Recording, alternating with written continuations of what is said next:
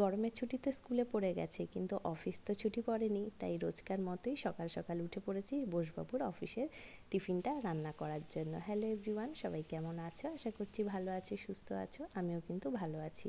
এখন কিন্তু ভোরবেলাতেও প্রচণ্ড গরম, তাই রান্নাটা এখন একটু সকাল সকালই সেরে নেওয়ার চেষ্টা করছি। ভোরবেলা বা সকালের দিকে যদিও বা রান্নাঘরে ঢোকা যাচ্ছে, বেলার দিকে একদমই কিন্তু রান্নাঘরে যেতেই ইচ্ছা করছে না। আজকে সকালবেলা মাছের ঝোলটা একবারেই করে নিয়েছি, মানে বেলায় আমাদেরও মাছের ঝোল করে নিয়েছি, আর সেটাই বোসবাবুকে অফিসের জন্য টিফিনে দিয়ে দিলাম।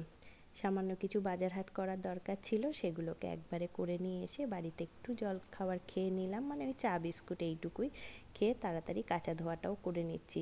এরপরে আবার বেলার রান্নার জোগাড় করতে হবে, আর যা গরম পড়েছে না, ওই জন্য কাছাকাছি করে এখন এই টিনের শেডের নিচেই দিতে হচ্ছে, না হলে জামা কাপড় একদম রোদে পুড়ে যাচ্ছে আর রঙগুলোও ঠিক থাকছে না। আচ্ছা, গরমে তোমরা কেমন আছো অবশ্যই কিন্তু আমাকে জানিও। আমার এই গরমটা না একদম ভালো লাগছে না, জানো তো। সেই জন্য ঠিকঠাক মতো ভিডিও করতেও ইচ্ছা করছে না। আজকে অনেক দিন পর ভাবলাম একটু ভিডিও করি, তাই করলাম, কিন্তু বেশি কিছু একদমই করতে পারছি না, জানো তো।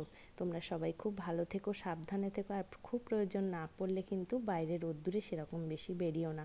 কিন্তু যাদের বাইরের কাজ তাদের তো বেরোতেই হবে, কিন্তু দরকার না ছাড়া বলবো একদম তোমরা এখন বাইরে বেরিও না, আর বেশি বেশি করে জল খাও।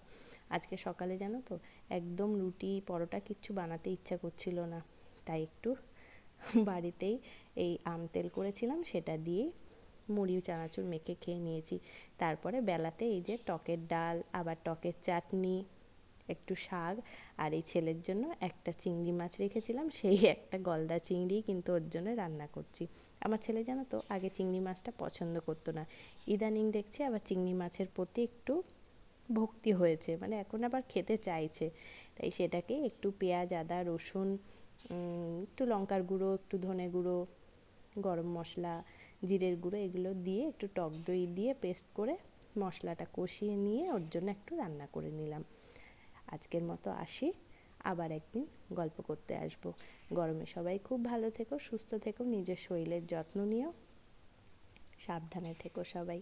আজকে আসি, টাটা। আর এই গরমে তোমরা কে কে কী কী রান্না করছো সেটাও কিন্তু আমাকে অবশ্যই কমেন্ট করে জানিও।